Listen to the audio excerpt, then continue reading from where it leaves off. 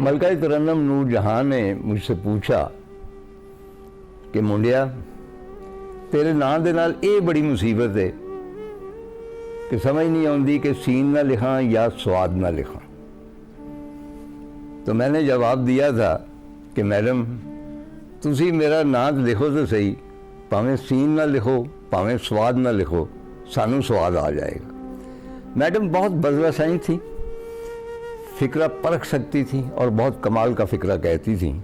उन्हें ये फ़िक्रा पसंद आ गया और वहाँ से मैं कह सकता हूँ कि हमारी पहचान का, दोस्ती मैं हरगिज़ क्लेम नहीं कर सकता, मैं तो लाखों मदाहीन में से एक था, पहचान का आगाज़ हुआ। यानी जिस भी महफ़िल में वो तशरीफ़ लाती, कोई म्यूज़िकल कॉन्फ्रेंस है या कोई निजी खाना है या कोई और फंक्शन है, तो वो फ़ारिग होकर मेरे पास आती हैं और कहती कि हाँ जी तेरा नाम है सीन ना लिखा या स्वाद ना लिखा।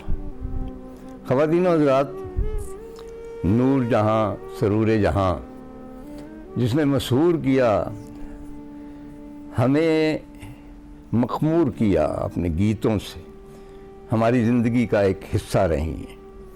मैं कभी कभी सोचता हूँ कि कम से कम मेरे साथ ऐसा है कि अगर नूर जहाँ ना होती, उनके गीत ना होते तो मेरी ज़िंदगी कितनी बेकैफ होती। नूर जहाँ ने शरीक हुई वो हमारे दुख में, दर्द में, यहाँ तक कि मौत में भी। जब हमें दुख होता तो वो कहती कि डंग प्यार दा सीने से खा के, हंजू अखियां विच लुका के, चुप रहिए किसी नू सुनाइए ना। और जब हम प्यासे होते तो वो कहती रिम जिम पड़ी फुहार, तेरा मेरा नित का प्यार। और जब हम चांद को देखते थे और मशहूर होते थे उसको देख के, उसके इश्क में मुब्तला होते थे, तो वो कहती थी कि चांद हंसे दुनिया बसे, रोए मेरा प्यार रे, कि चांद जब भी तू मुस्कुराता है दिल मेरा डूब डूब जाता है। हर दुख में हर सुख में शरीक हुई, बल्कि मौत में भी शरीक हुई। जब हमारे प्यारे हमसे बिछड़े, जो जिगर के टुकड़े थे वो चले गए, तब उन्होंने कहा ए पुत्र हटाते नहीं विकते, तू लभदी फिरें बाजार कोड़े। ख़वातीन और हज़रात, मैं जब इस प्रोग्राम की तैयारी कर रहा था, मेरे जहन में कभी भी ये नहीं होता कि कोई भी जो मौजू मैं यहाँ पे छेड़ता हूँ वो कितने एपिसोड चलेगा। ये मौजू पे डिपेंड करता है। और नूरजहाँ का मौजू ऐसा है कि मैं 13-14 एपिसोड कर सकता हूँ, क्योंकि हुआ ये कि मैंने अपने फेवरेट जो असरअंदाज हुए मेरी ज़िंदगी पे और मेरे हवास पे और मेरे सेंटिमेंट्स पे और मेरी मोहब्बतों पे और दुखों पे और उदासियों पे जितने गीत असरअंदाज हुए, उनकी जब मैं फहरिस्त तैयार की तो 60 के करीब बन गए। यानी ना करते हुए भी, क्योंकि वो कहते हैं कि नूरजहाँ से किसी ने पूछा कि भाई मैडम आपने ज़िंदगी में कितने इश्क किए हैं, तो मजाक से उन्होंने कहा कि ना कर दिया भी बहुत ज़्यादा हो जाते। तो उनके गाने भी ना करते हुए बहुत ज़्यादा हो गए। तो अब वो आलम में इंतखाब थी, लेकिन उनका इंतखाब कौन करे, ये बहुत मुश्किल है। और मैं महसूस कर रहा हूँ कि इस वक्त जब मैं इंतखाब करना चाहता हूँ तो मेरी हालत उस लेबनीज़ की तरह है जो मेरे साथ टैक्सी में बैठा था। 75 की बात है, मैं बेरूत में था, सिविल वार शुरू हो चुकी थी थोड़ी बहुत। तो जहाँ मैं होटल रहता था, मारदुल कबीर होटल का नाम था, वहाँ से हमरा तक, हमरा उसकी जो आप समझ लें कि भाई मोस्ट पॉश एरिया जो है बेरूत का हमरा कहलाता है, तो वहाँ तक टैक्सियाँ चलती थी मुश्तरका, यानी 4-5 सवारियाँ बैठ गई तो टैक्सी चल दी।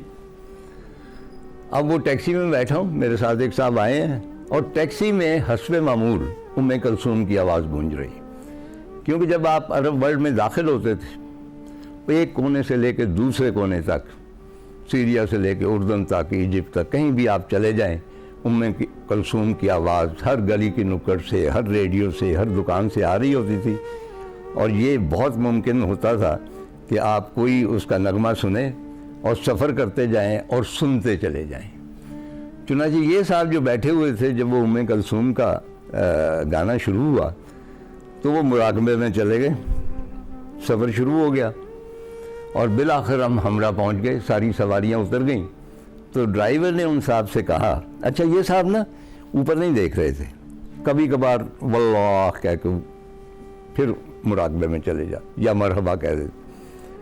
तो जब हम वहाँ पहुँचे तो सारी सवारियाँ उतर गई, तो उन्होंने उन साहब से कहा, टैक्सी ड्राइवर ने, कि जनाब मंजिल आ गई, उतरिए। कहने लगे ये क्या कह रहे हो, उम्मे कुलसूम गा रही हो और मैं गाड़ी से उतर जाऊँ, उसका गाना कंप्लीट ना सुनूं, मुझे वापस ले चलो।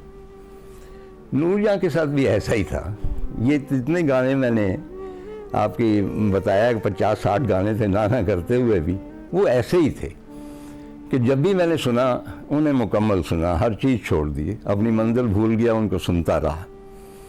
तो चलिए कोशिश करते हैं, और मैं आगाज़ करता हूँ उस म्यूज़िकल कॉन्फ्रेंस से जो कि दरअसल म्यूज़िक की हिस्ट्री को नरेट करने के लिए बॉम्बे में हुई थी। उसमें सारे पुराने लोग आए, बेशतर तो रुखसत हो चुके थे, मसलन नेतन मुकेश आया, मुकेश का बेटा, लेकिन वहाँ पे जुबैदा भी थी, सफ़ेद बालों वाली थी, मुझे अब तक याद है, बाद में पाकिस्तान आ गई थी। उन्होंने पहला गाना गाया था, यानी टॉकी फिल्म का। तो वो उन्होंने गाना तो नहीं गाया, लेकिन उनकी मौजूदगी बहरहाल बहुत अहम थी। और स्टेज पे आप देखें कि इस किस्म का स्टेज कभी सज सकता है किसी म्यूज़िक कॉन्फ्रेंस के लिए, कि नौशाद साहब का ऑर्केस्ट्रा था, he was conducting the orchestra, और शबाना आज़मी और दलीप कुमार ये मेज़बान थे उसके। तो नूरजहां स्पेशली उस प्रोग्राम में शरीक होने के लिए हिंदुस्तान गई थी। तो जब वो स्टेज पर आई तो जो उनका इस्तकबाल वो तो हुआ, मतलब है कि यूँ समझिए कि चिरागों में रोशनी ना हो रही, वो उनका जो लिबास था, उनकी चमक दमक थी, आंखों को खीरा करती थी। जाते ही उन्होंने जफ़ा मार लिया दलीप कुमार को कि आए यूसुफ कहाँ रहे इतने दिन। दलीप साहब ज़रा शर्मीले वाक़या हुए थे। तो बहरहाल उन्होंने ये कहा कि मैडम आप जितने दिन के बाद आई हैं उतने ही दिन हमने आपका इंतज़ार किया है। और फिर ये भी कहा गया कि जैसे इस कायनात में एक ही चांद है, एक ही सूरज है, इस तरह एक ही नूरजहां है। और उन्होंने आगाज़ कहाँ से किया, आवाज़ कहाँ किसको दी, आवाज़ दे कहाँ है। गज़ब किया तेरे वादे पे एतबार किया, लेकिन आप इंतज़ार कीजिए।